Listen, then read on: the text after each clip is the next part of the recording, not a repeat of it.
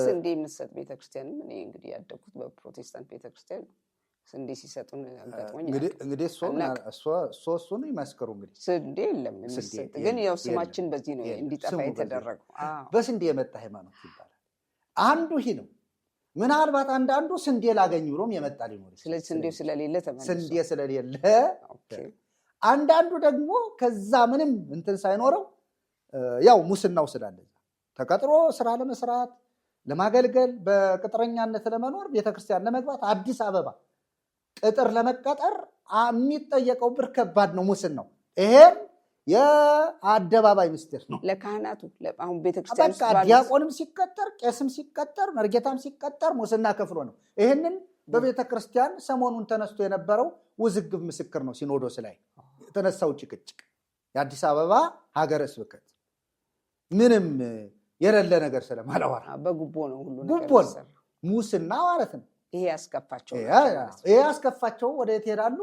ወንጌሉን ብለው ሳይሆን እንደው ዝም ብሎ ይሁን ብለው የሚመጡ ሰዎች አሉ። እኔ ማውቃቸው የተመለሱ ብዙ ሰዎች አሉ። እና ሲመለሱ ግን እዛ ይቀበሏቸዋል ወይ? አይቀበሏቸው። ለምን እዚህ ተነካክታችኋል? ለምሳሌ አሁን ሰሞኑን አንድ መነኩሴ ነኝ የሚል ሰውዬ እዩ ጩፋ ዘንድ ሄደ። እዩ ጩፋ የሚባል ሰውዬ እዩ ጩፋ ዘንድ ሄዶ በቃ የኢትዮጵያ ኦርቶዶክስን ጣዖት አፈርሳለሁ ምናምን አካኬ ዘራፍ አለ። አረንጓዴ እንትን ውስጥ ገብቶ ሲመለስ ግን ምን ብሎ ነው የተናገረው? ታሰሬ ነበራል እዩ ጩፋ ስሮኛል። ምነስም ከምናጠፋ ዝም ብለን ተሰብስበን ብንቀመጥ መጀመሪያስ ማን ሄዳለሁ እኔ? ከዛ እዩ ጩፋ ስሮት ይሆን ምናምን እንትኑ ኢንተርቪውን ሳዳመጠው ፎቅ ላይ 7ኛ ፎቅ ነው ምናምን አስቀምጦ ካሜራ አለ። ካሜራ ካለበት ቦታ ቁጭ ብሎ እንዴት ስር ይላል? እንዳይገሉት ኦርቶዶክሶች ነው የነዛ መልስ። እና ይሰውዬ አጋጣሚውን ያየሁት የሆነ ግሪን ኤሪያ ላይ ቁጭ ብለው በጣም የሚያምር ቦታ ላይ ቁጭ ብለው ነው ሲመሰክር ያየሁት። አለ ተለቆ ያንን እነሱ ለቀቁት። ሰውየውን እስረኛ እንዳልነበረ አብሮ ያሰብከው እንደነበረ ምናምን አየነው። ሱፍ ለብሶ ከረባት አስሮ አሁን እንደዚህ አይነት ሰዎች ምን ለምሳሌ ስላነሳ እንዲህ አይነት እንትኖች አሉ። እና እዛ ይመለሱና እዚህኛው ሌላውን ሰው ያጣላል። ይሄ በነገራችን ላይ ሰውንና ሰውንም ማጣላት ጭምር ነው። ሃይማኖትን ከሃይማኖት ማለት ከባድም ነው። በጣም ናርፎ መቀመጡ ካልገባው አልገባው፣ ከገባው ደግሞ ቁጭ በል። ምናልባት ደግሞ ችግሮች መልሰውት ከሆነ ይመለስ፣ እዛም ያገኘው ነገር ካለ። ግን አንድ ነገር አስምሬ መናገር የምፈልገው እውነት በትክክል ከገባው አንድ ሰው እውነት ከሳሽ ናት። እውነት አታስቀምጥ። አሁን ቀጸላ ከዚህ እውነት ወደኋላ ተመልሻለሁ ብል አታስቀምጥ። እንዴት ብዬ ነው ተመልሼ የምሰክረው? ስሰክር የነበርኩትን ስካር መልሼ ማደርገው? እንዴት ብዬ ነው እዛ ስጣላ የነበርኩትን ጥላቻም ደግሞ እንዴት ብዬ ነው ከሰዎች ጋራ የተለያየ ስርቆት ምሰራው? እንዴት? እውነት እኮ ካልበራለት እውነት ክርስቶስ ነው። እንዴት ሰው እዚህ ውስጥ ከገባ በኋላ ወደዛ እንትን ይላል? የእንትን ተቋም ለውጥ ሊያደርግ ይችላል። ከአንዱ ወደ አንዱ ሊገለባበት ይችላል። እኔ አሁን የኢትዮጵያ ኦርቶዶክስ ተዋሕዶ ቤተክርስቲያንን ተመለስኩ ሲሉ ምንድን ነው መጀመሪያስ እንዴት ወጣችሁ ተብሎ መጠየቅ አለበት። ምንድን ነው ያስወጣችሁ? እኔ አሁን ለምን ወጣ ብባል ልውጣ ብዬም አይደለም፣ ተገፍተሬን ተወግሬ እናቴን አባቴን እንዳልቀብር ተወግዤ። ቄስ እኮ አይደለም ያወገዘ ህዝብ፣ መክፈልት የሚበላ ህዝብ መናፍቅ ሆነሃል ተብሎ አንድ እንኳን የሚሸመግል ጠፍቶ ከቄስ ከመነኩሴ ከጳጳስ የሚሸመግል ጠፍቶ በመካከል የሚገባ ጠፍቶ እናቴን ካንሰር ሲገድላት እያለቀስኩ ያው ኢንተርቪው ስለሰጠሁት አሁን እሱን ማንሳት አልፈልግም። አዛ በኋላ መቃብሯ ልቁም ብል መቃብር እንዳይመጣ አውጥተን ለጅብ እንሰጥለታለን ተብሎ እንደዚህ ነው የወጣው። ዝም ብዬ አይደለም። ቤተክርስቲያን ቁጭ ብዬ ከወንጌል ስበክ ብትለኝ ምን አደረጋል? እዚህ ምን አለ? እኔ ብዙ ጊዜ እናገራለሁ። እንትን አይደለም። እንዲያውም እኔ ከአብነት ትምህርት ቤት ወይም ከቅስና ትምህርት ቤት ከመማርበት የረሃብ ናዳ ይልቅ ወደዚህ መጥቼ የተራብኩት ረሃብ ነው የማይጠፋ አእምሮዬ ላይ ተስቦ ያለው። ጌታ ስሙን ክብሩን ይውሰድ እንጂ እውነቴን ነው የምለው። ምስክርነት በጣም አሉ የሚያውቁ ጓደኞች፣ ቅርብ ጓደኞች እንዴት እንዳለፍኩ። ረሃቡ ባህር ዳር ላይ ነው ማርቆስ ላይ ነው አዲስ አበባ ብቻ አይደለም እኮ ባህር ዳር ቆየሁ እንደ 4 ዓመት። ከዛ ሐዋሳ ሄድኩ። ሐዋሳ ብዙም አልቆየሁም፣ 7 ወር ነው የቆየሁ። ሐዋሳ ሄጄ ሐዋሳ ኃይለኛ ረሃብ ገጠመኝ በጣም እንዲያውም የሐዋሳው ረሃብ ትታየኛለች። ከዛ ወደ ደብረ ማርቆስ ሄድኩ። ደብረ ማርቆስ ሳገለግል እዛም ደግሞ ኃይለኛ ረሃብ ገጠመኝ፣ ችግር ገጠመኝ።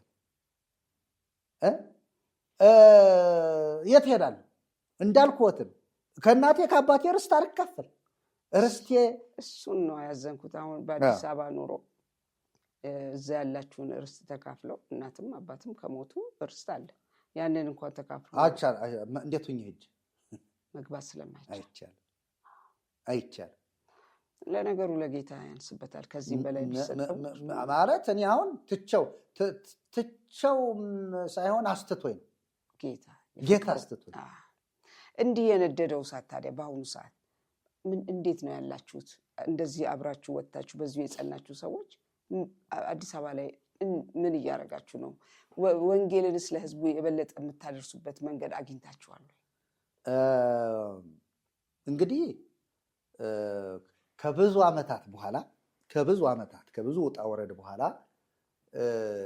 እግዚአብሔር ረድቶን ብዙውን ነገር አልፈን በውስጥም በውጭም ያለውን ውጊያ አልፈን ዛሬ እግዚአብሔር ረድቶን አሁን ሚዲያም እያገለገልን ነው።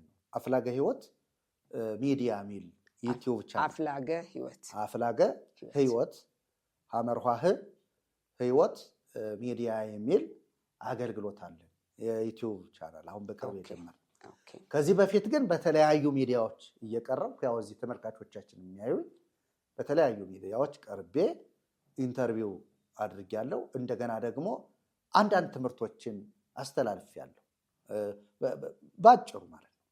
እና እዛም ላይ የሚያዩ ሰዎች ያውቁኝ እና አሁንም አፍላገ ህይወት ሚዲያ የሚለውን ሰዎች ሰብስክራይብ ቢያደርጉት ቢያዩት አገልግሎቱ ይቀጥላል። ስለዚህ ወንጌልን ለኦርቶዶክሱ ህብረተሰብ ማድረስ የምትችሉበት መስመር አግኝታችኋል አሁን ወይስ እንዴት ናችሁ ነው የኔ ጥያቄ። ያው አንዱ ሚዲያ ነው፣ ሁለተኛው ደግሞ ትምህርት እናስተምራለን። የት ጉባኤ አለች? ጉባኤ አላችሁ? አለች ነው። ኦኬ ጉባኤ አለችን። የት? ኮተቤ ካራ አካባቢ እዛ ጋር አለችን ጉባኤ አለ። ስለዚህ ያው ገና ጅማሬ ላይ ስለሆነ ነው እንጂ እሑድ አለ። እሑድ ለምን መሰለዎት አንድ ሳይገባን የኖረው አንዱ ትልቁ ጉዳይ ምድር ላይ ያለንን የዳነ ሰው እግዚአብሔር ማምለክ አለበት። በጌታ ይሆነ ቄስ የለ ጳጳስ የለ መነኩሴ የለ ምናምን የለ፣ ሁሉም ካመነ ልክ እዛ እንደምናመልከው ማምለክ አለብን። አምልኮ ማምለክ አለብን። ትምህርት መማማር አለብን። ሰዎችን ደቀ መዛሙርት ማድረግ አለብን። ለጌታ ደቀ መዛሙርት ማፍራት አለብን። እኔ አንድ ነገር ውስጤ ላይ ያለ እናቴ እንዲያው በዚሁ እንትን ካለ ቴዎሎጂ ትምህርት ቤት ገብቼ ተምሬያለሁ። እዚህ አዲስ አበባ ነው። ብሩህ ተስፋ ነገረ መለኮት የሚል ወንጌላውያን እንትን ያለው ፈቃድ ያለው ጥሩ ትምህርት ቤት ገብቼ ተምሬያለሁ። እና እዛ ስማር ዓላማ ነበር። የምማረው ለራሴ ጥቅም አይደለም። ይኸው በተመልካቾች ፊት ነው ሁሉ ጊዜ የምናገረው። ደሞዝ የለን እስካሁን የፔሮል የደሞዝ የቸርች የምናምን የለንም፣ አልሰራንም። ስንት ናችሁ? አሉ አንድ 4 ነን አሁን ያለነው፣ አንድ 4 ነን። እነሱ ራሳቸው የራሳቸው እንትን አለ፣ ግን እሱን አሁን ወደ አንድ ማምጣት አለብን ብለን እዚህ ሚዲያ ላይ አንድ 4 ነን ነው እየሰራ ነው ያለነው። እና ደሞዝ የለን፣ በደሞዝ አለን ነገር እግዚአብሔር በእውነት በምህረቱ ባለጠጋ በምህረቱ ያደረገው ባለጠግነት ግን ይረዳል። በአንዳንድ እንዲሁ በሚከታተሉን ሰዎች ለዋይፋይ እንክፈል በማለት ኢንተርኔት እንሞላ ስልክ እንሞላላችሁ በማለት ቤት ክራይስ የለም። ያው እንደዚሁ በልመና ነው የምንገፋው። ግን አላችሁ ስለዚህ ሰዎች ፈልገው ቢመጡ የሚጸለይላቸው ከአጋንንት ዴሊቨርድ ይሆናሉ ወይ? የመንፈስ ቅዱስ የጸጋ ስጦታዎች በእናንተ ይገለጣሉ ወይ በዛ ቦታ? እስቲ እንዴት ነው ፕሮግራማችሁ? ነገር መጣ አሁን ነገር ሊያመጡ ነው፣ ፔንቴ ሊያደርጉኝ ነው መሰል። ስለዚህ አሁን ያለቻችሁን ቤተክርስቲያን የኦርቶዶክስ ቤተክርስቲያን ነው የምትሏት ወይስ የተሐድሶ ነች ህብረታችሁ? የታደሰች ኦርቶዶክሳዊት ቤተክርስቲያን። ኦኬ። ምንድን ነው እንዲህ ያለ የታደሰች ኦርቶዶክሳዊት? አዎ መሆን ያለባት እንደሱ ነው። ለምንድን ነው እንደዚህ ያለ? አሁን ላሳየውት ወደ 4 ግሩፕ ተፈጥሯል። አንዳንዱ እውነታን ተቀብሏል። ቤተክርስቲያን በነገራችን ቤተክርስቲያን ዘመኗ እየጨመረ ሲመጣ ታረጃለች። ቤተክርስቲያን ሰዎች ናቸው አይደለም እንዴ? ቤተክርስቲያን ህንፃ አይደለም። ህንፃም ያረጃል። ህንፃ እንኳ ብንል ህንፃ ያረጃል፣ ሰውም ያረጃል።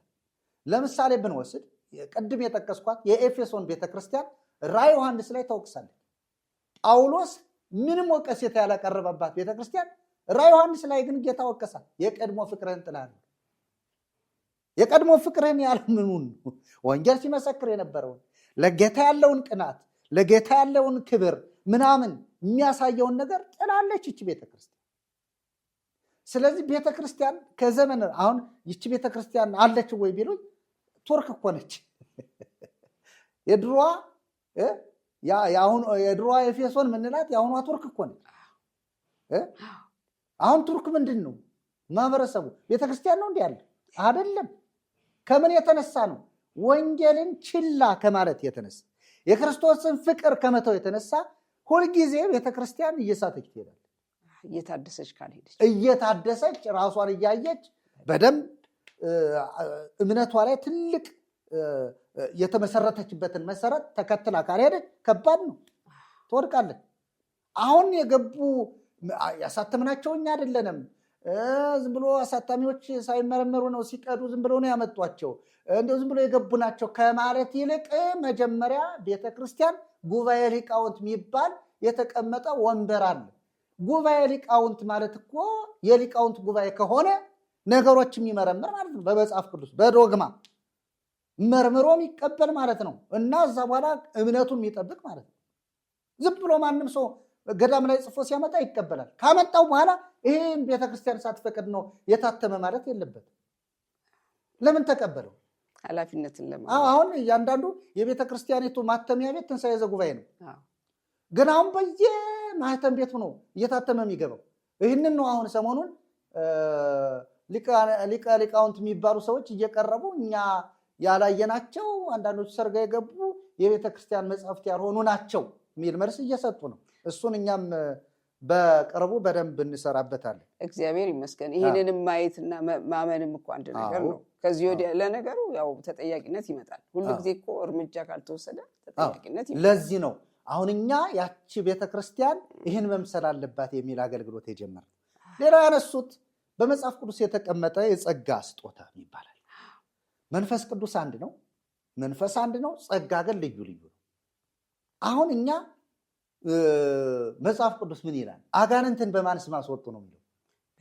በጌታ በኢየሱስ ስም። በስሜ አጋንንትን አውጡ ነው ያለው። በዘይትም አይደለም፣ በውሃም አይደለም። በሱማ እኮ ሌሎች እያሉት እኮ ነው።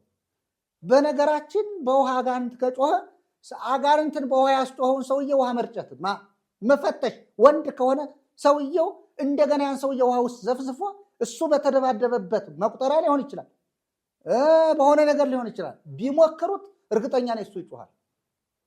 ውሃና ብትር አንድ ላይ ከተገናኙ ከባድ ነው፣ ህመሙ ከባድ ስለማውቀው ህመሙ ያስጮሃል። ራሱ ተገርፈን እናውቃለን እኮ በአባቶቻችን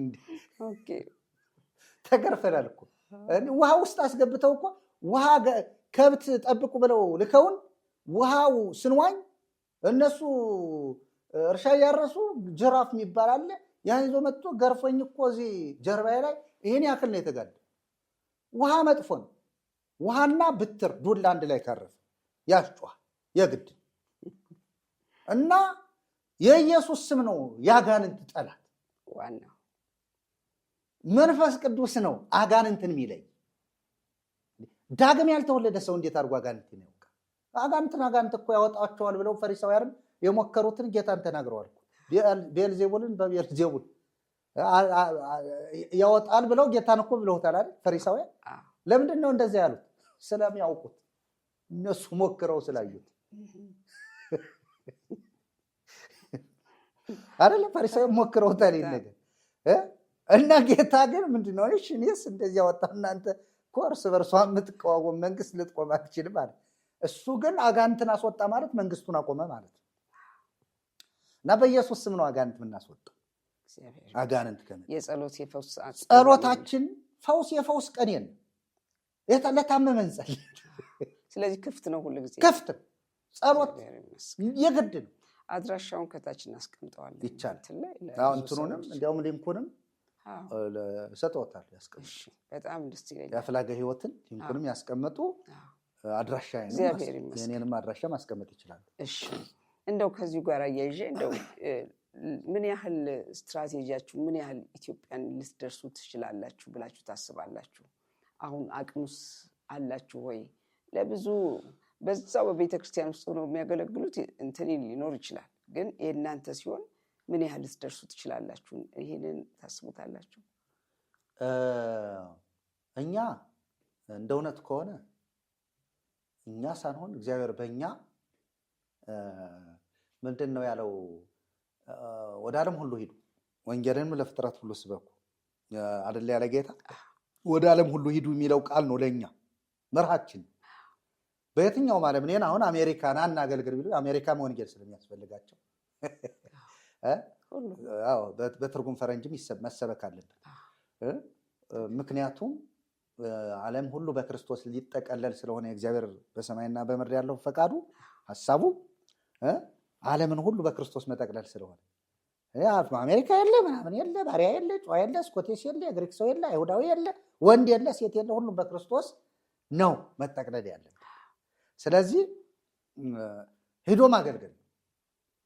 ማገልገል በየትኛውም ቦታ ወንጌል ክፍት በሆነበት ለወንጌል ልቡ ክፍት በሆነበት አካባቢ ሁሉ ሄዶ ማገልገል ዓላማችን። እንደው ካነሱት ላይቀር እንዳንሰፋ ያደረጉን ማነቆች ብንላቸው እኔ አሁን እንዳልኩት ውስጤ ላይ በጣም ህዝቤ እያለቀ ነው እላለሁ። በተለይ ሰሜን ኢትዮጵያ ላይ ወንጌል አልተሰበከም። ወንጀል ነው። ለዚህ ነው ሰው ጦረኛ የሆነው። ወንጌል ስለሌለ ወንጌል ሰላም ነው። እሁበክሙ ሰላሜ ወሰላመ ዚአየ ያሃድግ ለክሙ። ጌታ እንደዚህ ነው ያለ፣ ሰላሜን እሰጣችኋለሁ ሰላሜንም እተውላችኋለሁ። እኔ የምሰጣችሁ ዓለም እንደሚሰጥ አይደለም ማለት። ጌታ የሚሰጠው ሰላም ዓለም እንደሚሰጥ አይደለም። ዓለም ሰላም ልንባባል እንችላለን። እኔና እርሶ ቀደም ሰላም እንዴት አደሩ ምናምን ተባባል አይደለ? ይሄ ሰላም ዝም ብሎ ላይሆንም ይችላል ማለት ነው። የጌታ ሰላም ግን የጸና ሰላም፣ የማይወሰድ ሰላም፣ ፍቅር ያለበት ሰላም፣ የማያዋጋ ሰላም፣ የማያጣላ ሰላም፣ ሁልጊዜ ፍቅርን የሚያውጅ ሰላም። ይሄ ደግሞ ወንጌል ይህን ሁሉ የያዘ ይሄ ወንጌል ለሰሜኑ ኢትዮጵያ መሰበክ አለበት የሚል በእኔም በወንድሞችም ውስጥ አለ። አሁን ወንጌልን ወደዛ ሄዶ ለመስበክ አሁን ለምሳሌ እኔ የተገኘው ሰሜኑ ኢትዮጵያ ነው። ሰሜኑ ኢትዮጵያ ላይ ስገኝ እኔን በተደጋጋሚ ስልጠና የሰጡኝ ሰዎች አሉ። በወቅቱ በዛኔ ለእኔ ስልጠና ሲሰጡኝ የስልጠናው ጊዜ የምበላው የማሰልጠኛ መኝታ ምናምን ተዘጋጅቶ፣ አሁን የለም እንደሱ ማድረግ አይቻልም። የት ይመጣል? አሁንማ እንትና እያሉ እንዴት ሆኖ በየት አልፎ ማሰልጠኛ ይመጣል። እግዚአብሔር ግን ቀን አለው። እሱን እየጸለይነን እናስለቅቃለን። እንግዲህ አሁን እንግዲህ እንፋለም ከተባለ እንደሱ ነው። ምን እፋለም እንጂ እውነት ቤተክርስቲያን ተልኮዋን በትክክል ብትወጣ፣ በትክክል የጌታ ቤተክርስቲያን ነው የምትል በክርስቶስ ኢየሱስ የተመሰረተችዋ ያቺ ንጹሐ ቤተክርስቲያን ምድር ላይ ያለችዋ እሷ በትክክል አብራ ብትቆም እርግጠኛ ነኝ ወንጌል በሁሉም ቦታ ይደረሳል። ይህ ማነቆች አሉ። እነዚህ ማነቆች እኔ አሁን ብዙ ጊዜ እናገራለሁ። ሚዲያ እሰብክና ወር ሲደርስ የቤት ኪራይ ወገቤ ይያዝ። አካኬ ዘራፍ ያልኩት ሰውዬ የሆነ ወር የቤት ኪራይ መክፈያ የመኖሪያ ቤት ኪራዮት ቤተሰብ ይዞ ባለትዳር እንደዚህ የሚመለከቱኝ ኦርቶዶክሳውያን ወንድሞቼ እና እህቶቼ እንዲሁ ዛሬም ደግሜ የምናገር እውነቴን ነው የምላቸው። በወንጌል ብር የለም ወንጀል ካልተሰራ በስተቀር። ወይ የሆነች ነገር መሸጥ አለብን የተጸለየችባት ነው ተብለን ዋጋ አውጥተንላት መቸርቸር አይቻልም። አለበለዛ ግን እውነቴን ነው የሚሻለው ለሆድ ለመብል አንድ ጊዜ ከዘመድ ተውሶ ተበድሮ ሙስና ሰርቶ እዛ መቀጠር እንጀራ ይኖረዋል። አውደ ነገሥት ምናምኗን እችን ድርሳኗን ገድሎ ማንትኖችን እያነበቡ መኖር ይቻላል። እዛ እንጀራ እዛ ችግር የለም። ቦታም ማግኘት ይቻላል። የተወሰኑ ሰዎችን ሰብስቦ ቤተክርስቲያን መትከል ይቻላል። ወይ የሚካኤልን ወይ የገብርኤልን ወይ አሁን አፍለኛዋን የክርስቶስ ሰምራ ማናት ያች አርሴማ ብዬ በተክል አሁን አንድ ቦታ ላይ እርግጠኛ ነኝ በቃ ጉልበቴን እየተሳምኩ እንጀራ እንበላለሁ። ግን ሆድም ለመብል ነው፣ መብልም ለሆድ ነው። ሁለቱንም ያንንም ይህንንም እግዚአብሔር ያጠፋቸዋል ይላል የእግዚአብሔር ቃል። ለሚጠፋ መብል አልሰራ። ስለ እንጀራ የለም ወንጌል ላይ። ወንጌል በእውነት የመንግስተ ሰማይ ጉዳይ ነው። የህይወት እንጀራ ጉዳይ ነው። የኢየሱስ ክርስቶስን አዳኝነት ተቀብሎ በዛ ህይወት የመመላለስ ጉዳይ እንጂ ወንጌል የስጋ ጉዳይ አይደለም። እና ምናልባት መጽሐፍ እንደሚናገር የሚያበራየውን በሬ አፉን አትሰረው እንዳለ ጌታ ስናበራይ እንዲህ ቅን የሆኑ ሰዎች በሚያደርጉት አንዳንድ እንትን ነው እንጂ የምንኖረው ዝም ብሎ ቋሚ የሆነ ነገር የለም። እና ምን ልለው ትፈልጌ ነው እንደዚህ ያረ ይፈትነናል። ዓለም ትፈትነናል። ዓለም ይፈትናል። ኢኮኖሚ በጣም ይፈትናል። እና አንዳንዱ ደግሞ የሚያደርስበት ጠፍቶት በጌታ ሁኑ እኮ ነው የሚያደርሰው ጠፍቶት የሚያደርግም የሚያስቀምጠው ይሁን ምንትኑ ይበቆለ ሰብ ለማ ለመረፋ ወነብሷ ብሎ ይላል ጌታችን። ሰው ዓለምን ሁሉ ቢያተርፍ ነፍሱን ግን ቢያጎድል ምን ይጠቅመዋል ይላል። አትርፎ ምን ያደርግለት አይደለም። እንተና አብጠው የሰበሰበው ወይም ጎርብጠው የሰበሰበው ንብረት ሰማይና ምድር እንኳ ሰማይ ወምድር ያልፍ ወቃሌ ያሰያልፍ ተብሎ ተጽፏል። ሰማይና ምድር ያልፋሉ ቃሌ ግን አያልፍም። እንደውም ጴጥሮስ የሰማይና የምድር በታላቅ ትኩሳት ይቃጠላል ይላል። ለዛ እኮ ነው ለሚጠፋ ነገር ነው ሰው ሰብስቦ ወንጌል ሰሩበት።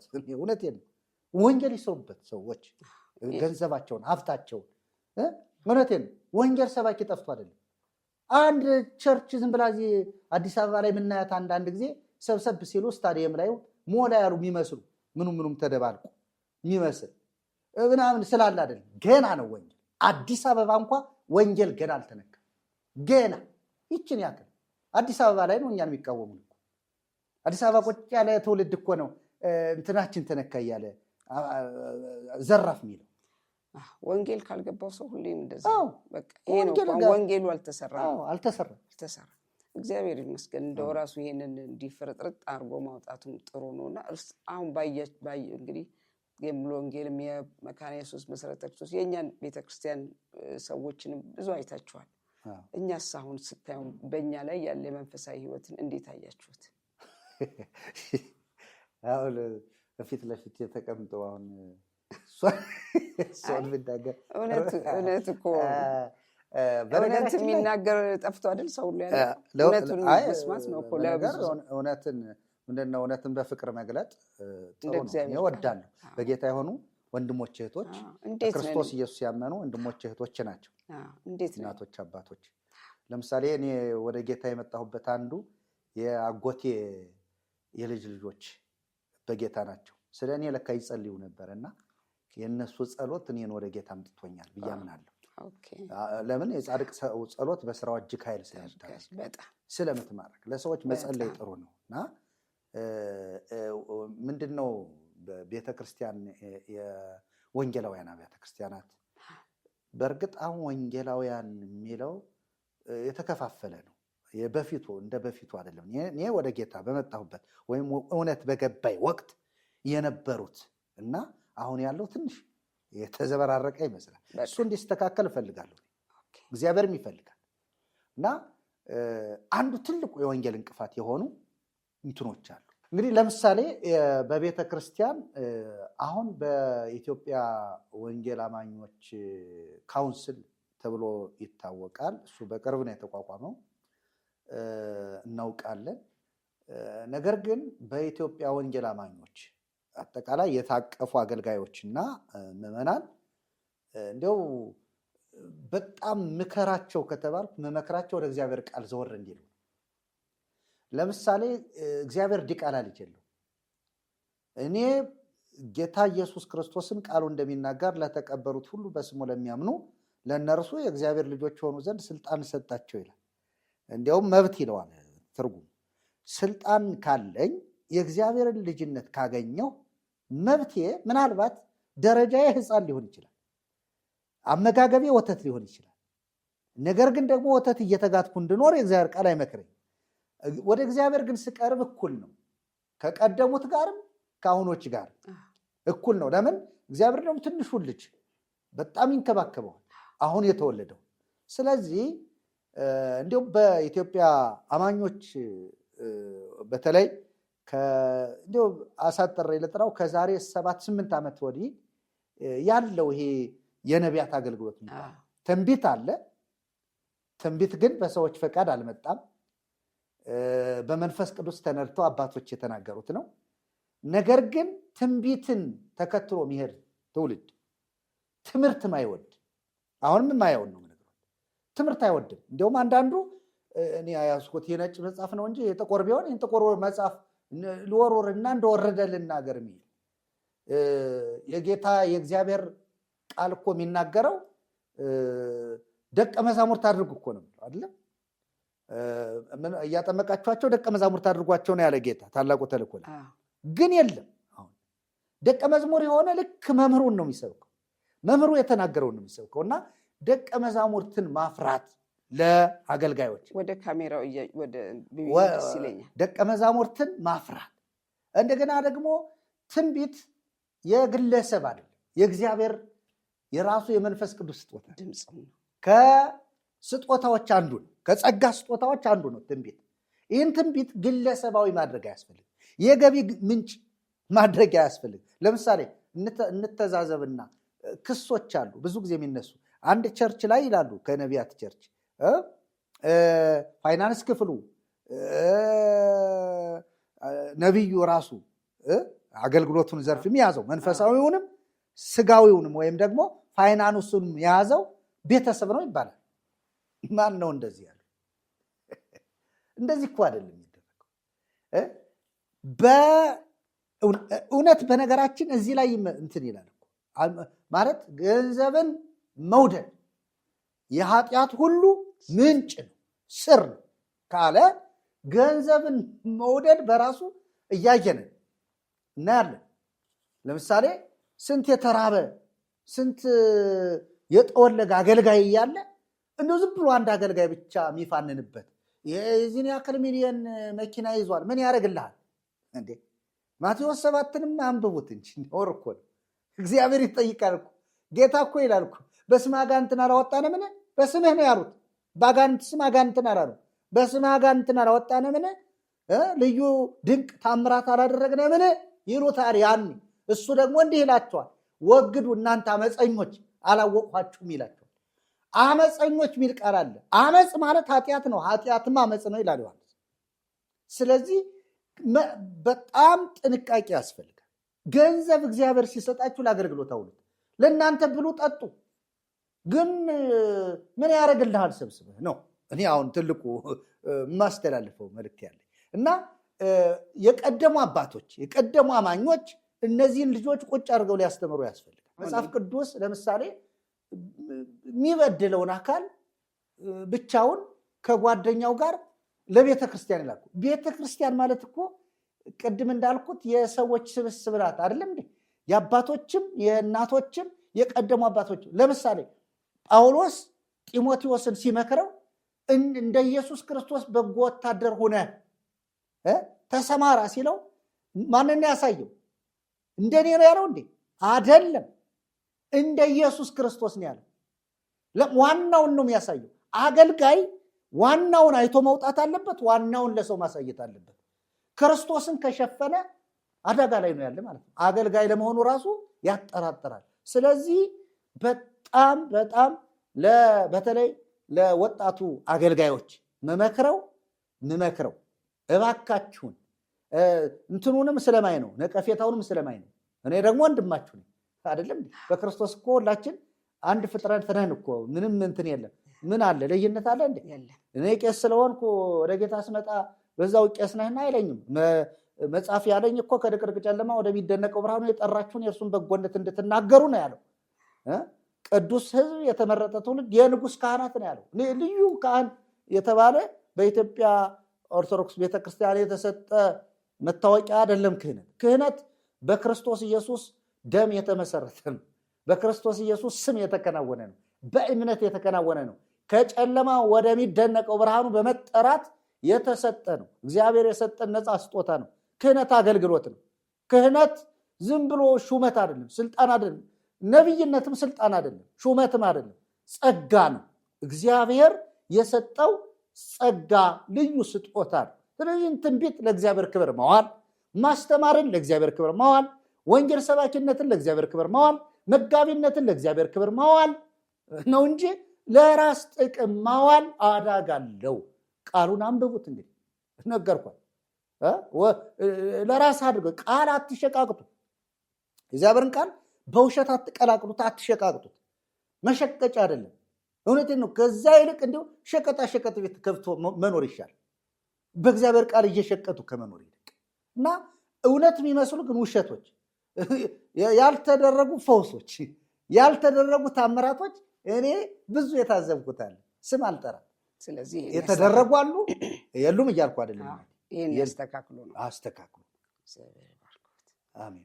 ይበቃኛል። እሺ፣ እናሳጥረውና ደግሞ ወደ ግል ህይወት ስገባ ቤተሰብ መስርተዋል። ባለትዳር ኖት? እስቲ ስለ ኑሮት ትንሽ ነገር። ባለትዳርና የሶስት ልጆች አባት ነኝ። እግዚአብሔር ይመስገን።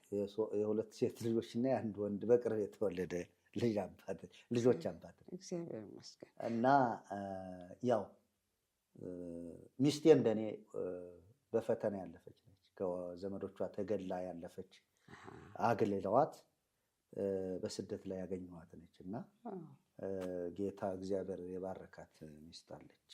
እግዚአብሔር ይመስገን። እኔን በደንብ የምትደግፈኝ ማለት በጣም በህይወቷ ተወዳድራ ስላለፈች፣ እሷ ደግሞ እንደኛ ዝም ብላ ታድሶ አይደለም ያለችው፣ ቀጥታ ወንጌል ላይ ነው ትኩረት ያደረገችው። በጣም ጠንካራ ህይወት ያላት እህት ናት። እግዚአብሔር ይመስገንና እግዚአብሔር ይባረክ። እግዚአብሔር ይመስገን። ስለዚህ ልጆቹ ትምህርት ቤት ገብተዋል። ትምህርት እያስተማራችሁ ነው ማለት? ትምህርት ቤት አንዷ ነች። አንዷ በሚቀጥለው ዓመት ትገባለች። ወጪው እኮ ምን ያህል እንደሄደ እያሰብኩ ነው። ሁለተኛ ክፍል ነች። ኦኬ። አንዷ አሁን 4ኛ ዓመት ይዛለች። ያው መስከረም ላይ ትጀምራለች። ኦኬ። እግዚአብሔር ይመስገን። መንፈስ ቅዱስ እንዴት ተሞሉ? መንፈስ ቅዱስን ተሞልቻለሁ። እንዴት ተሞሉ? ተሞልቻለሁ። እንዴት ነበር ሁኔታው? ክብር ለእግዚአብሔር። አሜን። መንፈስ ቅዱስን የባሰብኩት ሁኔታ አይደለም የተሞላሁት፣ ድንገት ነው። እና በጣም በሚገርም ሁኔታ አንድ አገልጋይ እያስተማረ እያለ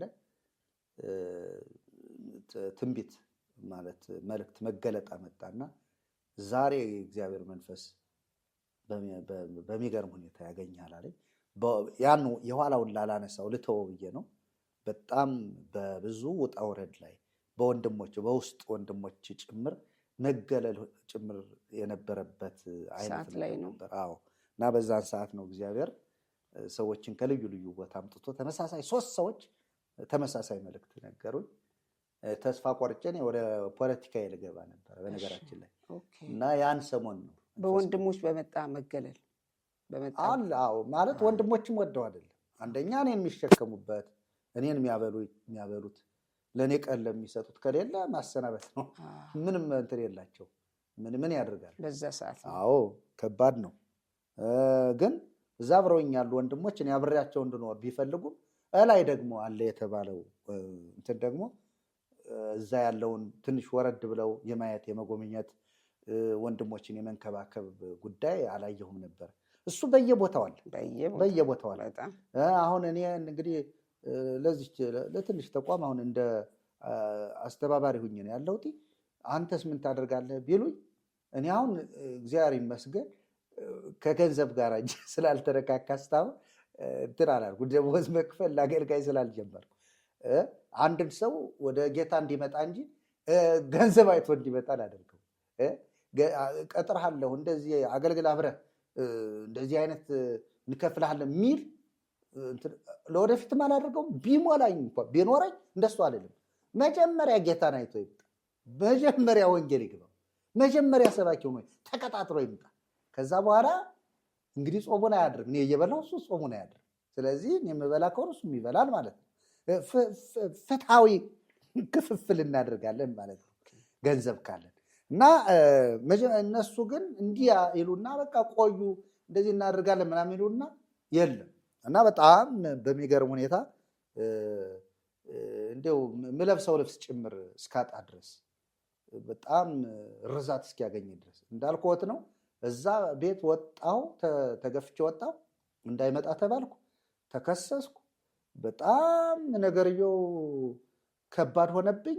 በየት ይሄዳል ወይ እንግዲህ ማድረግ የምችለው በቃ ገብቼ እኔ በቃ ያደረኩት ነገር ስህተት ነው፣ በቄዳርም በምንም ብላችሁ በፈለጋችሁ ታጥምቃችሁ መልሱኝ፣ ስሜን መልሱልኝ፣ ከእንግዲህ በኋላ ስሜን እንዳታነሷት ብዬ ወደዛ ወደ ስካሪ በጣም እጠጣ ነበር። ወደዛ ወደ መጠጥ በገባ የግድ እንትኑ ይታደሳል ማለት ነው። አሮጌው ወደዚያ ወደ አሮጌው አቆማዳ ገባ ነበርና ጌታ ረድቶኝ በዛ እንትን እያልኩ እያለ ነው መንፈስ ቅዱስ አንድ ወንድም እንዲህ ሳሎን ላይ ነበረ ምንተኛ የነበረ እሱ ሳሎኑ ላይ ተኝቶ የሆነች ሶፋ አለች። እዛች ሶፋ እንዲህ ማለት ሰውየው መልእክቱን ከነገረኝ በኋላ ለጸሎት እንድነሳሳ አደረገኝ። በጣም እንድጸልይ አደረገኝ እና በቃ መተኛት አልቻልኩም። ከዛ ጸልያለሁ ተንበርክኬ እየጸለይሁ እያለ በሚገርም ሁኔታ እንዲያው ሰውየውን ልክ እንደተናገረው ነው እና እዚህ ደረቴ ላይ እንደ መብረቅ ነው መጥቶ በቃ ሲጮህ ለእኔ ይሰማኛል። እዚህ ለተኛው ወንድሜ ግን አይሰማው። ምን መጣ? ልክ ተንበርክከው በቃ ብርሃን ነው፣ ኃይለኛ ብርሃን ቤቱን ሞላው። እዚህ ልቤ ላይ ይሄን እዚህ ላይ ነው አሁንም እንትን ይለኛል። እዚህ ነው መታኝና በቃ የሆነ እንትን ይል በቃ እዛ በኋላ ጮህኩ። እኔ ራሴ እየጮህኩ ምጮኸው ለእኔ ነው የሚሰማኝ።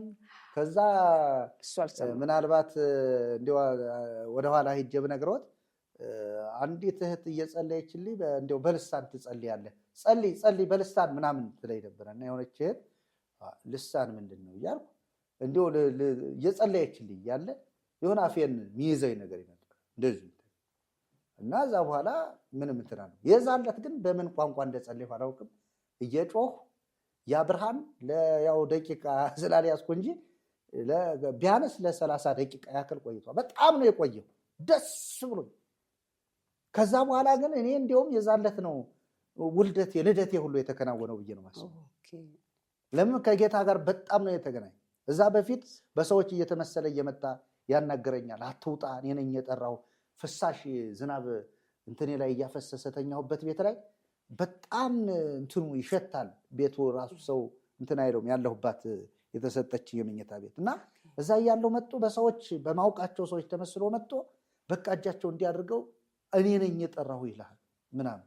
አንድ ጊዜ እንዲያውም የሆነ ተራራ እና ተራራ መካከል ላይ ጫካ ነው። እዛ መካከል ላይ የሆነ ረጅም መንገድ አለ። እዛ ውሃ ወንዝ አለ። ያ ወንዙ ዮርዳኖስ ነው የሚባል ወንዝ ነው። እንግዲህ በራይ ነው ማየው ያን እና ያን ወንዝ ልሻገር ሲሄድ ብዙ ህዝብ ድንገት ይከተለኛል። ከዛ ከማዶ ደግሞ ሌላ ህዝብ ያየኛል። ከዛ ፊትህን ሸፍን ብሎ ይጮሃል ከፊት ለፊት ያለው ህዝብ። ወደዚህ ስዞር ደግሞ ይሄኛው ህዝብ ፊትህን ሸፍን ይለኛል እና ያን ወንዝ ስሻገር ያኛው ህዝብ ወደፊት አይደለም ዞሮ የሚያየው ፊት እንትን ስለሚለው እና የሆነች እንትን ለብሻለሁ ይመስለኛል። እና ወንዙ ላይ ስደርስ ድልድይ አለ። ያን ድልድይ ሲሻገር በኋላ ያለው ህዝብ ተከትሎ ይሻገራል። ያኛው ደግሞ ከፊት እየመራኝ ይሄዳል ያኛው ህዝብ እና እንደዚህ እየሆነ እግዚአብሔር አሳይቶኛል። ብዙ ነገር አይቻል ብዙ ነገሮች ግን የዛለት ያ መንፈስ መጥቶ ይሄን ልቤን የነካ ዕለት ግን እና ያ ብርሃን የተሞላ ዕለት በቃ እንደዛ ደስታ ይቻላል ማለት ከአእምሮ በላይ ነው እና ያቆመኝም እሱ ነው።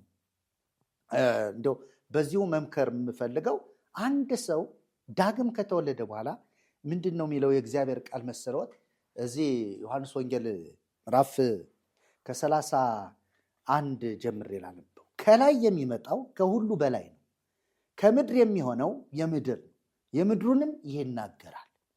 ከሰማይ የሚመጣው ከሁሉ በላይ ነው፣ ያየውንና የሰማውንም ይህን ይመሰክራል። ምስክሩንም የሚቀበለው የለም። ምስክሩን የተቀበለ እግዚአብሔር እውነተኛ እንደሆነ አተመ ይላል። ይችን ነው እግዚአብሔር እውነተኛ እንደሆነ አተመ። ማን ነው የሚያትመው? ራሱ እግዚአብሔር እውነተኛ ነው ብሎ በውስጡ ያሰርጻል ማለት ነው። ውስጡ ላይ በትክክል ያምነዋል ማለት ነው። ማህተም ይባላል። እንዲሁም ከዛ ቀጥሎ ምን ላይ እግዚአብሔር የላከው የእግዚአብሔርን ቃል ይናገራልና እግዚአብሔር መንፈሱን ሰፍሮ አይሰጥም። እግዚአብሔር ሲሰጥ መንፈሱን ሰፍሮ አይሰጥም። እና ብዙ ሰዎች በራሳቸው ሆነው ነው ክርስቲያን ነኝ የሚሉ። በእግዚአብሔር መንፈስ ቁጥጥር ስር መሆን አለ እና አባት ልጁን ይወዳል፣ ሁሉንም በእጁ ሰጥቶታል። በልጁ የሚያምን የዘላለም ሕይወት አለው። በልጁ የማያምን ግን የእግዚአብሔር ቁጣ በእርሱ ላይ ይኖራል እንጂ ሕይወትን አያይም። እንግዲህ እዚህ ውስጥ ላይ ማየት ያለብን ማህተም ይባላል። አንድ ሰው በመንፈስ ቅዱስ ካልታተመ እዛው ኤፌሶን ምዕራፍ 1 ላይ በመንፈስ ቅዱስ ታተማችኋል ይልና 4 ላይ ምን ይላል? ለቤዛነት ቀን የታተማችሁበትን ቅዱሱን የጌታን መንፈስ አታሳዝኑ ይላል። ይህ ማህተም መታወቂያችን ነው። ማህተም ያለው መታወቂያ ካልያዝነን ማለፍ አንችልም ከአንድ ቦታ ወደ አንድ ቦታ እና አንድ ሰው ቃሉን ሰምቶ ያለ መንፈሱ ፊደል ወይም ሕግ እንዳነበበ ነው የሚቆጠር፣ ወይም ደግሞ እንደሰማ ነው የሚቆጠር።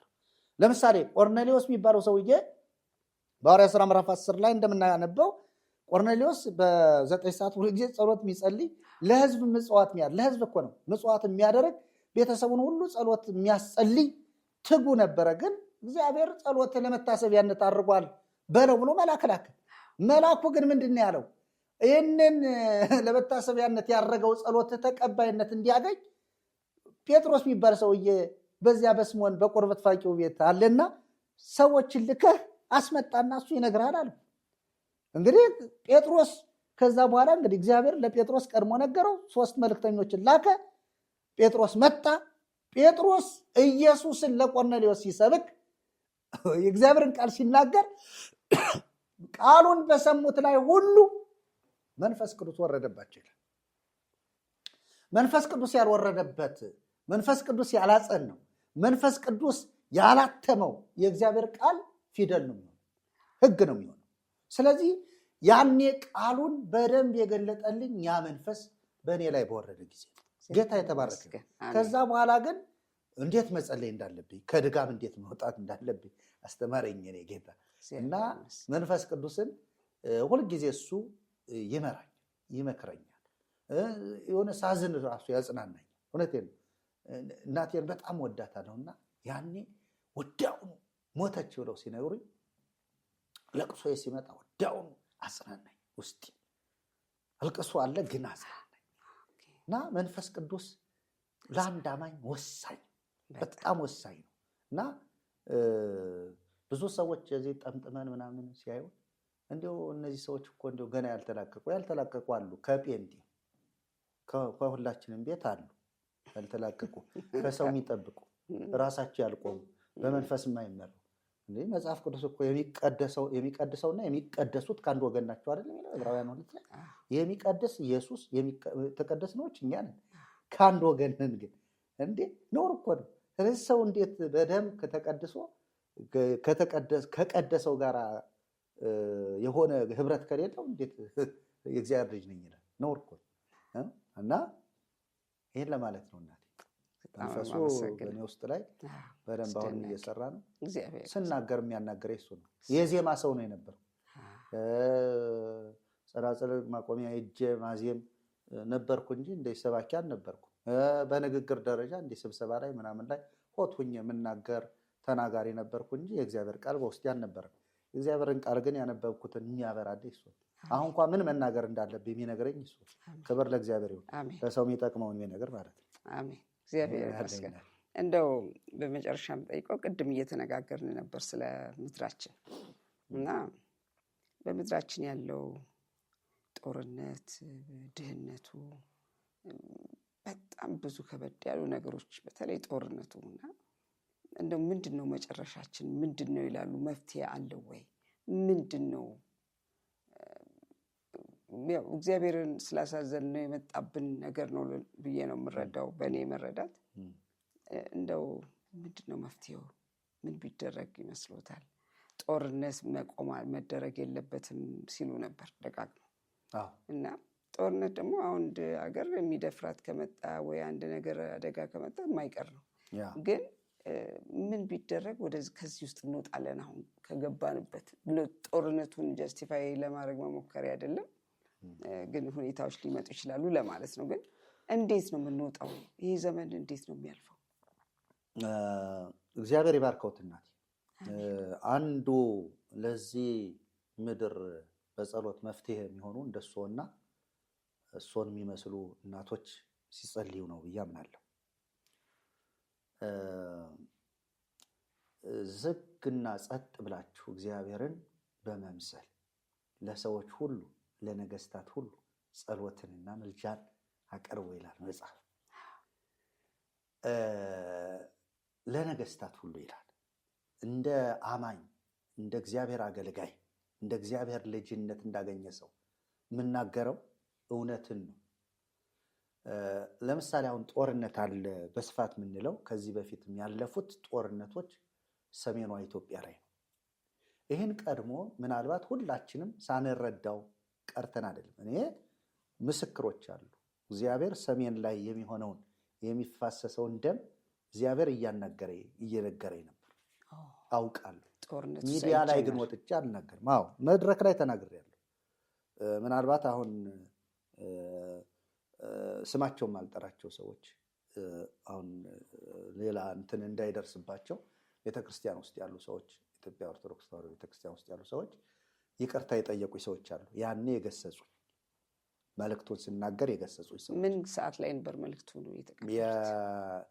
ኢሳያስ አፈወርቅ ወደ ኢትዮጵያ የገቡ ጊዜ ኢትዮጵያን ለመጀመሪያ ጊዜ ሲመጡ አሁን የዛን ኃይለኛ እንትን ነበረና እግዚአብሔር አንድ ነገር ተናገረ። በዛ ደስታ መካከል በጣም የገረመኝም እሱ ነው እና በጣም ከባድ የሆነ ነገር አሳየኝ። ከዛ ጩህ ምን አዩ? ደም ሲፋሰስ ነው የሚያሳየኝ። ቆሜ እኮ መድረክ ላይ ነው ደም ሲፋሰስ እና ደም ሲፋሰስ እያየሁ ነው። ደስታው አሁን ለምሳሌ የመንግስት መቀያየር፣ የፖለቲካው ለውጥ ምናምን እሱ አስፈላጊ እኮ መንግስታት ይሄዳሉ፣ መንግስታት ይመጣሉ። አንዱ ይሾማል፣ አንዱ ይሻራል። የኢትዮጵያው ጠቅላይ ሚኒስትር ክቡር ጠቅላይ ሚኒስትር አብይ አህመድ ሲሾሙ ከደስተኞች አንዱ እኔ ነኝ። ማለት የተደሰቱት ለምን መሰለው? አንዳንድ ጊዜ የሚፈርስ ስርዓት አለ። የሚፈርስ የነገስታቱ ዘመን ተብሎ አሁንም ድረስ አልፈርስ ብሎ የያዘን ነገር አለ። ነገስታት ምናምን ነገስታትን ታሪካቸውን ስናጠና ጥሩ ስራ የሰሩ ነገስታት ይኖራሉ። ደግሞ መጥፎ ስራ ሰርተው ያለፉ ነገስታት ይኖራሉ። ጠባሳ ጥለው ሃይማኖቱንና መንግስቱን ቀላቅለው ያለፉ። ለምሳሌ ዘርዓ ያዕቆብን በግልጥ መጥራት ይችላል። ዘርዓ ያዕቆብ የኢትዮጵያ ቤተክርስቲያን እንድትስት ካደረጓት ሰዎች አንዱ ናቸው።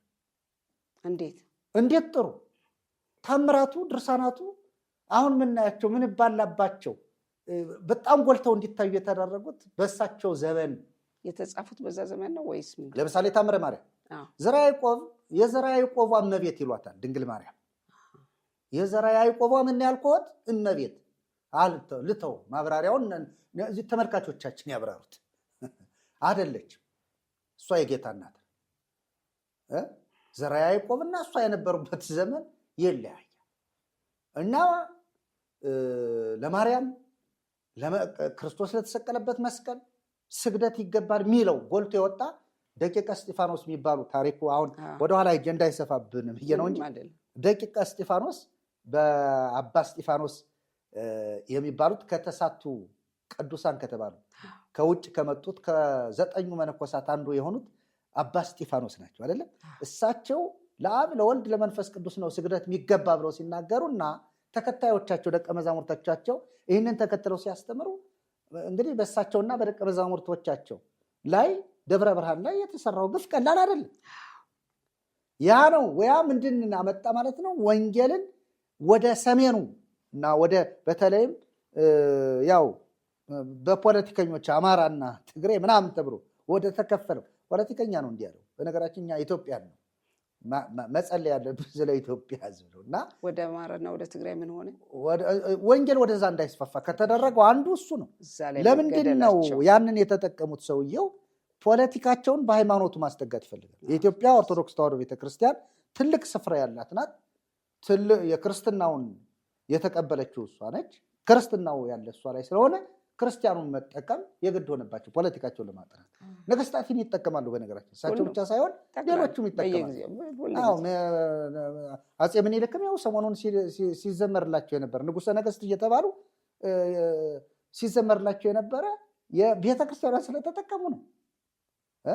ጊዮርጊስ ነው አብሮ ጦርነቱን ያሸነፈ አይደለም ይባላል ስለተባለ ነው። ጊዮርጊስ ታቦት ወጥቶ ከዛ ምኒልክ ንጉሠ ነገስት እየተባለ የሚዘመርለት ማለት ነው። ይዘመርላቸው ይቅርታ።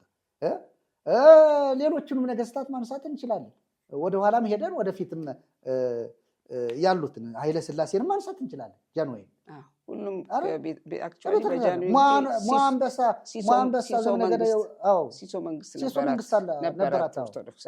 አንበሳ ዘመነገደ ይሁዳ ቀዳማዊ ኃይለ ሥላሴ ንጉሠ ነገሥት ኢትዮጵያ ነው የሚለው አንበሳ ብላ የሰጠችው ቤተክርስቲያን ነች። አንበሳ ግን መሆን ያለበት ማን ነው? ኢየሱስ ነው፣ የይሁዳ አንበሳ። እና እንደዚህ አይነት እንትኖች ምን አምጥተዋል ማለት ነው? ቤተክርስቲያን ላይ ትልቅ ተጽዕኖ ፈጥረዋል። ሰሜን ላይ ወንጌል በነገራችን ደቡብ አልፎ ሄደ የሚባለው በምንድን ነው? ሰሜኑ ስላልተቀበለው እኮ ነው ደቡብ ሄደው። ሰሜኑ ወንጌልን ቢቀበል ኑሮ እርግጠኛ ነኝ ሰሜን ላይ ጦርነት አይደለም። እኔ እውነቴን ነው የምለው፣ ማዕድኑን አሁን ዝቀን አንጨርሰው ለማኛ ሀገር አንሆንም ነበር፣ እንፈወስ ነበር። እና ወንጌል ምንድን ነው ያልኩት ቅድም? ለተቀበሉት እግዚአብሔር እውነተኛ እንደሆነ አተመ። ላልተቀበሉትስ አባት ልጁን ይወዳል፣ ሁሉንም በእጁ ሰጥቶታል። ልጁ ያለው ሕይወት አለው፣ የእግዚአብሔር ልጅ የሌለው ግን ሕይወት የለውም። ስለዚህ የእግዚአብሔር ቁጣ በእርሱ ላይ ይኖራል እንጂ ሕይወትን ለዘላለም አያይም አለ። አያይም ካለ ምንድን ነው? የእግዚአብሔር ልጅ ከገፋ ሕይወት ቁጣ አለው ማለት ነው። ሰው እግዚአብሔር እኮ ምሕረቱን ብቻ አይደለም ማየት ያለብን፣ በልጁ እኮ እግዚአብሔር ይጨክናል። በልጁ ጉዳይ ይጨክናል እኮ። ጨክኖም ነው እኮ ለእኛ መድኃኒት ያደረገልን። በልጁ ጨክኖ ነው ለእኛ መድኃኒት። ታዲያ ልጁን ጨክኖ ሰጠን፣ መስዋዕት አደረገ። በእርሱ ዳኑ አለን፣ እመኑ አለን፣ እርሱን ስሙት አለን። እርሱን አልሰማው ያለች ነፍስ ምን ትላለች? ትጠፋለች በቃ። ስለዚህ ጦርነትን የሚያመጣው ሰይጣን ነው፣ ዲያብሎስ ነው፣ ጠንቋይ ነው። እውነቴን ነው የምለው። በጥንቆላ የሚዋጋ ትውልድ እኮ ነው ያለው ጠንቋይ። እኛ እኮ የሃይማኖት መሪ ስንባል እኮ ለምሳሌ የኢትዮጵያ ኦርቶዶክስ ተዋሕዶ ቤተክርስቲያን ለምዕመናን ንስሐ አባት አላቸው። የነፍስ አባት የሚባሉ የነፍስ አባት ኢየሱስ ነው። በነገራችን ላይ የንስሐ አባት የሚባሉ አሉ። እነዚህ የንስሐ አባቶች በቃ ወይ የደብረ ዘይት ዕለት ይሰበስባሉ፣ ጌታ ይመጣል ተብሎ ስለሚነገራቸው አይመጣም። ይዛለት በቃ ቀን ልምጣ፣ ሌሊት ልምጣ፣ መንፈቀ ሌሊት ልምጣ፣ በቀጥር ልምጣ፣ ቀኒቱና ሰዓቲቱን አታውቋትምና ተዘጋጅታችሁ ጠብቁ ነው ያለው። የሰው ልጅ ድንገት ሌባ በሌሊት እንደሚመጣ ባለቤቱ ባልነቃበት ሰዓት ገብቶ ሰርቆ እንደሚሄድ እንዲሁ ሌሊት ድንገት ይመጣል ይላል። ድንገት ነው የሚመጣው። ቀን ቀጥረንለት የምናመጣው ጌታ አይደለም። ስለዚህ ሰዎችን የሚፈልጓቸው ነፍስ አባት እንኳ ሲይዙ ወይ ሀብታም ወይ መካከለኛ ሀብታም ወይ እንደዚያ የሆነ እንጂ ድሃማ ማን ይጎበኝ በገንዘብ? እንደዛማ ቢሆን እውነቴን ነው። ሁላችንም ጋር እኛም ጋር እኮ ፓስተሮች አሁን ለምሳሌ ደከም ያሉት ቤት ሄደው አይጎበኙም። ስለዚህ ይሄ ሁሉም ጋር የድሮቹ ቸርች የላቸውም። የተላለፈ ፈሪሳዊነት ግን አሁን ጦርነቱ ላይ ስንመጣ በምንድን ነው የምንወጣ? እንዴት ቢደረግ ይቺ ሀገር መልእክቴ የኢትዮጵያ ኦርቶዶክስ ተዋሕዶ ቤተክርስቲያን ኃላፊነት አለባት። ለዚህ ጦርነት ኃላፊነት አለበት። ምን ታደርግ? እሺ ጥሩ፣ የሰላም ወንጌል ትስበክ። ማንም ይሾማል፣ ባለስልጣን ነው አይደል? ክፉም ቢሆን ከእግዚአብሔር ተሾሟል። ግን ባለስልጣንን እግዚአብሔር ክፉ እንኳን ሆኖ እግዚአብሔር እስኪቀይረው ድረስ አንደኛ አማኝ ይጸልያል አይደል? ለነገስታት ሁሉ ጸልዩ ይላል እኮ። ስንጸልይ እኮ እግዚአብሔር የበቀል አምላክ እኮ ነው አይደል? ክፉ ከሆነ ለክፉ ጸልይ ነው የሚለው መጽሐፍ ቅዱስ። ክፉን ተቃውመዋል። ስለዚህ ባለስልጣንን በመቃወም ሳይሆን በመገዛት ሂደት የሚጨቁን ባለስልጣን ከሆነ እግዚአብሔር ያነሳል ብዬ ማምን ሰው። ስለዚህ ለምን ኦርቶዶክስ ቤተክርስቲያን ብቻ አይደለችም? ሁሉም ቤተክርስቲያን አይ ለሌላ የፈለኩት ምንድነው የኢትዮጵያ ኦርቶዶክስ ቤተክርስቲያን የጠራዋታው ምንድነው ሰሜኑ ላይ በስፋቱ ያለች እሷ ነች። በአገርም ደረጃ ደግሞ ትልቅ ስፍራ ያላት ትልቅም ተቋም ነች። ቤተክርስቲያኗ ሰላምን ብትሰብክ፣ ቤተክርስቲያኗ ወንጌልን ብትሰብክ፣ ቤተክርስቲያኗ ክርስቶስን ብታነግስ እርግጠኛ ነኝ ይህ ትውልድ የዋህ ነው። ይህ ትውልድ እኮ ጠንቋይ እንዲያደርግልሃለሁ ሲለው የሚገዛ እኮ ነው። እግዚአብሔር እንዲያደርግልሃል ሲባል እኮ እሺ ብሎ የሚመጣ ትውልድ እኮ ነው። አሁን እኮ በቃ ይህን የሚሰብክ አካል ነው የጠፋው። ስለዚህ ኃላፊነት አለባት ቤተክርስቲያን። ሌላው የኢትዮጵያ አብያተ ክርስቲያናት ስብከታቸው ሰላም ቢሆን፣ እነሱም ጋር ብጥብጥ ቢነሳ ቢወገድ፣ እግዚአብሔርን ብቻ ቢያሳዩ፣ የሞተውን የተሰቀለውን ስለ ሰው ልጆች ነፍሱን አሳልፎ የሰጠውን ያንን የቀራንዮውን ፍቅር ኢየሱስን ብሰብክ እርግጠኛ ነኝ ለውጥ ይመጣል። የማይቻለውን የሚችል ጌታን ይዛለች። እኛ ብንጸልይ እርግጠኛ ነኝ የማይለወጥ ይለወጣል። አይደለም እንዴ? ለውጥ እኮ መጥቶ ነው ቤተክርስቲያን የሰፋችው። ስለዚህ ኃላፊነት ከእያንዳንዳችን ላይ አለ። የቅድሞ የተናገርኩት ግን ሰሜን ላይ ያለው ጦርነት መቀዝቀዝ የሚቻለው ነው፣ ማብረድ የሚቻለው ትውልዱ መመከር ያለበት ነው። የኔም ወገኖች እዛ ስለሆኑ ነው በነገራችን የምናገረው። እና ሰው የሚባለው የእግዚአብሔር ፍጡር የሚያስፈልገው ይህ የህይወት ቃል ነው። ይህን የህይወት ቃል ሲሰማ ሞትን ይረሳዋል፣ መገዳደልን ይረሳዋል፣ ጥላቻን ይረሳዋል። ሁሉን ነገር ትቶ ወደ እግዚአብሔር ዘወር ይላል። ያኔ ትውልድ አእምሮ ይባረካል፣ ምድርም ትባረካል። የትውልድ መርገም ሲሰበር የምድር መርገም ይሰበራል። ጅኒው አጋንንቱ ምድርን ማዕድኑን የያዘው ሁሉ ይለቃል። ለምን መሰሎት የምለውን አንድ ስር ሚምስ ቅጠል ማነው ስር የሚቆፍር ሚምስ ቅጠል የሚበጥስ ጠንቋይ ሚሳብስቦ በሚሳቡ አማካኝነት ነው መድኃኒቱን የሚያመጣው የሚያገኙ የእጹን መድኃኒት የሚያመጣው። ሚሳቡን መጀመሪያ መንፈሱን ይስባል። ስለዚህ ምን ይዞታል ማለት ነው? መንፈሱ ይዞታል ማለት ነው። ያንን የሚያስለቅቅ ግን የእግዚአብሔር ልጅ ኢየሱስ ነው። እሱ ደግሞ መጽሐፍ እንደሚናገር ጉልበት ሁሉ በሰማይም በምድርም ከምድርም በታች የሚንበረከክበት ስም ነው። ምላስም ሁሉ ለእግዚአብሔር አብ ክብር ኢየሱስ ጌታ እንደሆነ የሚመሰክርበት ስም ነው። በኢየሱስ የማይቻል የለም፣ በኢየሱስ ሁሉ ይቻላል። እውነቴን ነው። የኢትዮጵያ ኦርቶዶክስ ቤተክርስቲያን ይህንም ብትሰብክ እርግጠኛ ነኝ ወንጌላውያንም ራሳቸውን ይለውጣል። እልከኝነት አያዋጣም። እኔ ያዝኩት ትክክል ነው፣ አንዱ ትክክል አይደለም፣ አንዱ ትክክል ነው በሚል ሰጣ ገባ ውስጥ መግባት የለብንም። ለምሳሌ ማርያምን ጥንታብሶ ቅድስት ናት፣ ንጽሕት ናት ምናምን። አሁን ንጽሕት ናት፣ ቅድስት ናት። እሺ እኔም እያልኩ ነው። መጽሐፍም ይላል አይደለም? ቡርክት ናት፣ የተባረከች ጌታን የወለደች እኮ ነች። እንደኔ አይደለም እሷ ጌታን የተቀበለችው እኮ። ጌታን እኮ በማህፀኗ 9 ወር ጸንሳ የቆየች የምታውቀው እኮ ነው። በቅፎ ያቀፈች እኮ ጡት ያጠባችው እኮ ነች እንዴ። እና ስለ እሷ ክርክር አያስፈልግም። መጽሐፍ የሚናገረው አይሁድ ምልክትን ይሻሉ፣ የግሪክም ሰዎች ጥበብን፣ እኛ ግን የተሰቀለውን ክርስቶስን እንሰብካለን እንጂ ምንድን ነው ስለ ማርያም እንዳወራ ማን ነው መጽሐፍ የነገረን? እነሱን ታሪኮቻችን እዚህ በፊት በቅድስና በትክክለኛ ህይወት በክርስቶስ ሆነው ህይወታቸው ተመስክሮላቸው ያለፉ ሰዎች እንደነ ጳውሎስ፣ እንደነ ጴጥሮስ፣ እንደ ድንግል ማርያም፣ እንደ ሌሎችም እንደነ አልዓዛር እህት እንደነ ማርያም መግደላዊት፣ እንደ አልዓዛር እህት ማርያም፣ እንደ መግደላዊቷ ማርያም ረቡኒ ብላ እንዳገኘችው እንደነሱ አይነት እናቶችም አሉን እኮ። እነሱን ስበኩ አልተባልንም እኮ። እነሱን እንደ ምሳሌ ልናነሳቸው እንችላለን።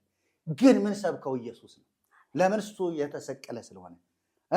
ስለዚህ ወኔነሰ ንሰብክ ክርስቶስ ሀዘ ተሰቅለ፣ እኛ ግን የተሰቀለውን ክርስቶስን እንሰብከዋለን ተብሎ ተጽፏል። ክርስቶስ ሲሰበክ ሰላም ይሰበካል። ክርስቶስ ሲሰበክ ሕይወት ይሰበካል። ክርስቶስ ሲሰበክ ሞት ይወገዳል። ክርስቶስ ሲሰበክ ጠንቋይ ከምድራችን ይወገዳል። ክርስቶስ ሲሰበክ የታሰሩ ይፈታሉ። ክርስቶስ ሲሰበክ ጦርነት ይሻራል። ለዚህ ነው የእግዚአብሔር ቃል ቀስትን የሚሰብር ጦርን የሚሽር። ስለዚህ አማራጩ ምንም የለው። ሽማግሌዎችም አስታራቂዎች ገብተው ነበር። አስታራቂዎች እኮ ተገለዋል። ለማስታረቅ ሄደው እኮ ታረቁ ብለው እኮ ተረሽነዋል። አይተናል እኮ። ይሄ እኮ ለምድራችን እርግማን ነው እኮ። አባቶችን የሚገድል ትውልድ ሲነሳ ቤተክርስቲያን ዝም ማለት የለባትም። ቤተክርስቲያን እንደገና ማየት አለባት። አባቶች ተገድለዋል። ካህናት፣ መምህራን ተገድለዋል እኮ ለሽምግልና ሄደው። ስለዚህ አማራጩ በህብረት መድረክ ላይ አሁን ጥሩ አጋጣሚ ነው። ጾም ነው፣ አብይ ጾም ነው።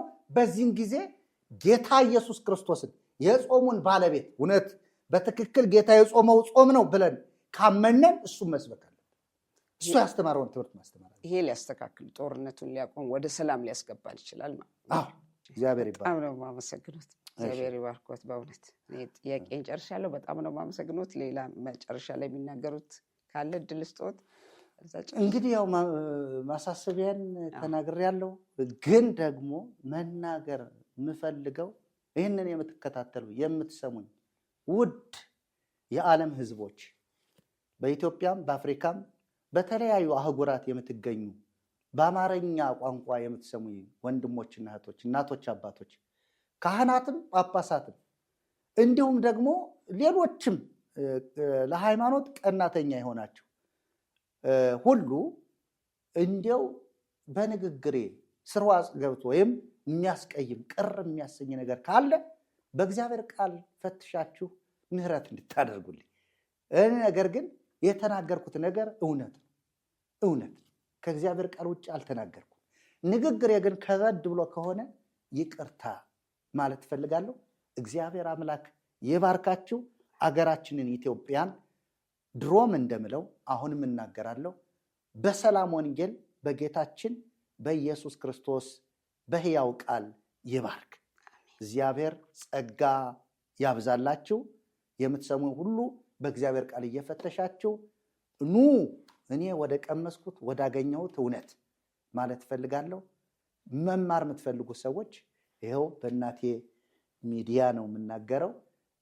ከታች በምታገኙት አድራሻ ደውላችሁ መማር ትችላላችሁ። እግዚአብሔርን ቃል አብራችሁ ደግሞ በአገልግሎት እንግዲህ ይቅርታ ይደረግልኝ፣ ቅስቀሳ ላደርግ ነው ማለት በአገልግሎታችን አብራችሁ በልዩ ልዩ እናንተን ደስ ባላችሁ ነገር በምክር ቢሆን በጸሎት ቢሆን እንዲህ ብታደርጉ ማለት የምትፈልጉ ሰዎች እና ደግሞ በገንዘብም እንዲያው ገንዘባችንን ምን እናድርገው እንዲያው ለማን እንስጠው የምትሉ ሰዎች በጣም የሚገርም የሚታይ የሚጨበጥ አገልግሎት እግዚአብሔር በእኛ በኩል ያሳያችኋል።